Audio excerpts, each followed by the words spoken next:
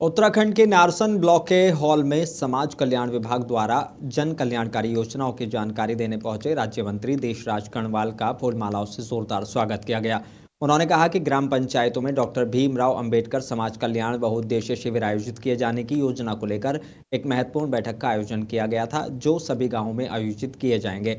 इस बैठक में ब्लॉक स्तर के सभी समस्त विभागों के अधिकारी मौजूद रहे।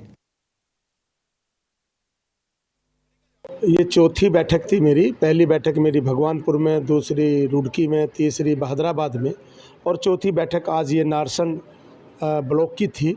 जो विधानसभा झबरेड़ा के अंतर्गत गांव इसमें आ रहे थे, वहां के जनप्रतिनिधि लोग आए थे और ये कामकाजी बैठक थी। इसमें कार्य योजना बनी है। देश के यशस्वी प्रधानमंत्री नरेंद्र मोदी जी के मार्गदर्शन में प्रदेश के यशस्वी मुख्यमंत्री श्री पुष्कर सिंह धामी जी ने मुझे निर्देश दिए हैं कि बाबा साहब भीमराव अंबेडकर जी के नाम पर बहुउद्देशीय शिविर लगाए जाएं और हर गांव में, क्योंकि फर्स्ट फेज़ में हमने 3 विधानसभा ली है, झबरेड़ा, भगवानपुर और जवालापुर।